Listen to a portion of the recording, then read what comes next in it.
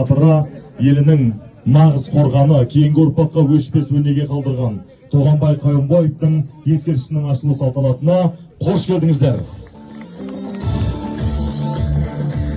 Тоғанбай Қайымбаев 1922 жылы Оңтүстік Қазақстан облысы Қызылқұм ауданы, қазіргі Шардара, Шымбұрған ауылдық советінде малшының отбасында дүниеге келген. 1939 жылы Темирязев атындағы орталық мектепті бітіргесін, Шымбұрған совхозының нөмірі 3-ші фермасында малшы болып жұмыс істеген. 1942 жылдың 1 қаңтарында 65-ші армияның 69-ші атқыштар дивизиясының құрамында майданға аттанды. Жас сарбаз Смоленск майдандағы қанды шайқаста ерлігімен көзге түсті. Днепрден өтіп, Кеңес одағының батыры атанды. 1942 жылы 15 наурызда Ресейдің Тула қаласы арқылы Смоленск майданының номері 69-ші атқыштар дивизиясының 237-ші полкында Тоғанбай барлаушы болды. Ерліктері үшін барлаушы Тоғанбай 3-ші дәрежелі даңқ орденімен марапатталды.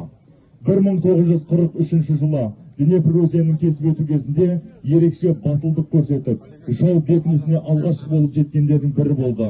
Осы ерлігі үшін сол жылдың 30 қазанында КСР жоғарғы кеңесі төралқасының жарлығымен Кеңес одағының батыры атағы берілді.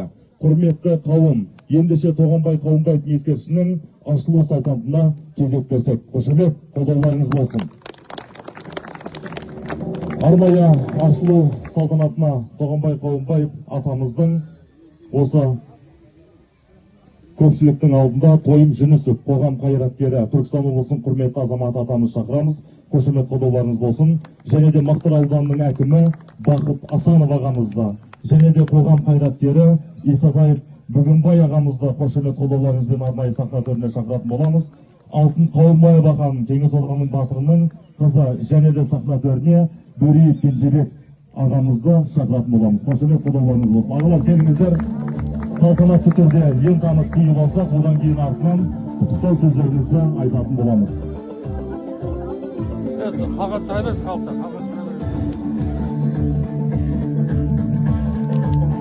Салтанатты түрде лента киіп алайық, ескерткішімізді ашып алайық.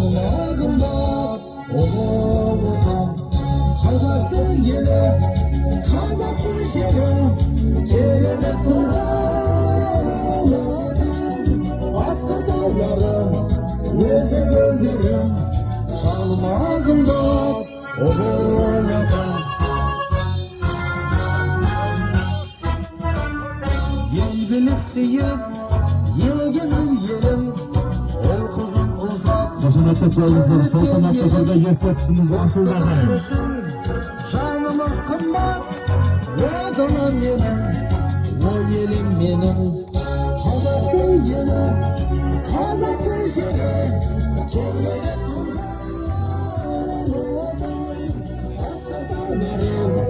өзің өндерім, жаным ағында, ұлы отан. Қазақтың елі, қазақтың жері, келеді Aslanlarım, özün gönderim, şalmağım bak, olur odan.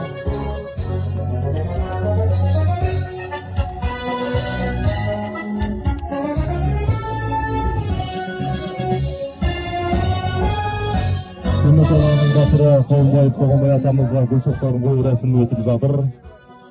Ардагер атамызға тағзым қылып жатқан үлкен ағаларымызға үлкен рахмет, алғыс айтамыз. Қайта жайларыңызға тұра қалсаңыздар, біз енді осы құттықтайтын азаматтарды арнайы орталыққа шақырып, ізгі тілектерін, әдемі құттықтауларын тыңдайтын боламыз. Орындарымызға тұрып алайық, қайтадан құрметті жақсылар.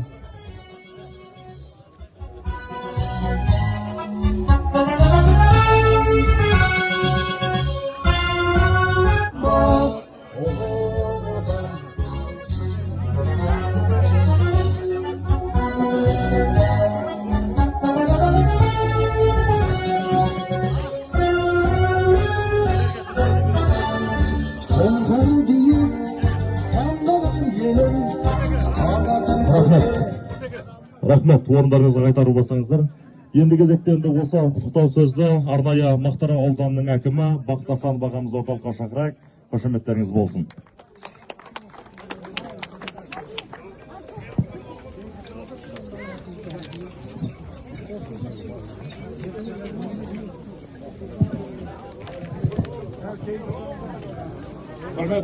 Құрметті қауым, қадірлі жерлестер, бүгін біз Ұлы Отан соғысының ардагері, ерлігімен елге үлгі болған, Кеңес одағының батыры атанған біртуар азамат Тоғанбай Қуанбаев ағамыздың еске алуға жиналып отырмыз. Бұл біз үшін үлкен құрмет әрі жүрекке жауапкершілік дейтін сәт. Мен өзімді бақытты жандардың қатарында санаймын. Тоғанбай ағамыздың бір ауылда, қазіргі Жылсу ауылында тұрғанымда әрқашан мақтана етемін. Оның өнегелі өмірі, көзбен көріп, ақылын тыңдап, дастархандас болып, мен үшін үлкен мектеп болды. Ол кісінің биязы мінезі, әр сөзінде салмақ, әр ісінде тәртіп, мықты серік жігері бәрімізге үлгі болды. Жылсу ауылда өскелі ұрпақ Тоғанбай ағамыздың құрметпен ерлігін өнеге етіп келеді. Оның есімі біздің жанымызда, жүрегімізде. Шымкент қаласында бір көше Тоғанбай Қуанбаев атымен аталды. Ал оның әскери киімдерімен жеке заттар